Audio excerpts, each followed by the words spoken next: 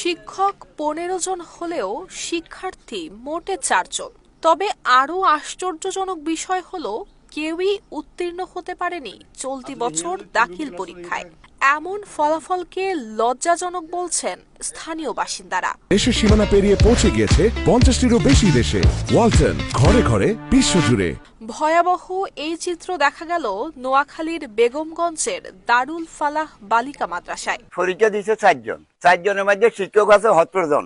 তাইলে 17 জন যদি শিক্ষক থাকে, 4 জন ছাত্র থাকে, তাইলে সবাই জানে এলাকার শিক্ষক একটা ছাত্র হিসেবে যদি 17 জন ডিল করে, তাইলে এগুলা এই ফেলা সাইবার কথা। 4 জন ছাত্রী, 15 জন, 17 জন শিক্ষক, এটার ভিতরে একটা লোকও ফাঁস করে না। তাইলে কি মাদ্রাসা, কি পড়ালেখা, কি শিক্ষক? এটা আপনারা বিবেচনা খরচ করি দেখেন। এরা হলো প্রতারণা। এই কয়েক কোটি টাকা আত্মসাৎ করছে, কয়েক কোটি টাকা সে আত্মসাৎ করছে, এখানে সে আসতেছে না। স্থানীয়দের দাবি, শিক্ষকদের কেউই আসেন না প্রতিষ্ঠানে। সরকারি কর্মচারী হয়েও কেউ করেন বাসাবাড়ির কাজ, কেউ বা করেন অন্যত্র ব্যবসা। সকালে কতক্ষণ হড়ালেখা করতো, হিয়ার পরে শনিবার একটা স্কুল ছিল, তো শনিবার স্কুল ছুটি দেবার পরে এই দারুল ফালাহ আই হাতারা একটা সংগঠন এখানে করছে। শিক্ষক হয়েছে 17 জন, ছাত্র হয়েছে 8 জন, 8 জন ছাত্র।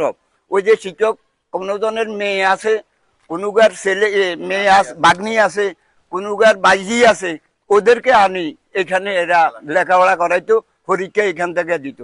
শিক্ষকেরা এখানে আসে না, 2 জন আসে, 3 জন আসে, আসি ঘন্টা 2 বসে চলে যায়। ক্লাসও করে না, ছাত্রীও নাই, ছাত্রী আছে 7 জন না 8 জন, ছাত্রী এগুলারে 2-3 জনে ক্লাস করা, আর বাকি শিক্ষক সরকারি কর্মচারী এরা বাড়ির কাজ করে। এখানের কাজ ফালাইতে এরা বাড়ির কাজ করে, এরা বাড়ি দেখাশোনা করে, বউ বাচ্চা দেখাশোনা করে, কিন্তু মাদ্রাসাতে আসে না। এরা আমাদের কথা শুনে না, সে মাইদি বসি থাকে, সেখান থেকে মাসের বেতন উঠে বেতন খায়। এটাই সবাই জানি, আমরা জানি, এলাকাবাসী সবাই জানে। এই মাদ্রাসায় বর্তমানে 15 জন শিক্ষক রয়েছেন, যার মধ্যে 11 জন পুরুষ এবং 4 জন নারী শিক্ষক।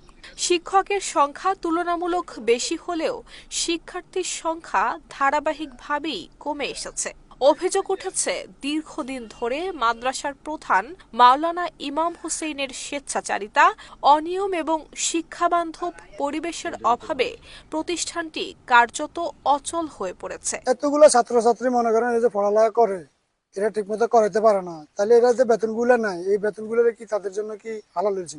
বিপর্যয়কর এমন ফলাফলের পেছনে প্রতিষ্ঠানটির প্রশাসনিক এবং একাডেমিক দুরবস্থাকে দায়ী করেছে স্থানীয় সচেতন মহল। নুসরাত জাহান মেহের, ঢাকা পোস্ট।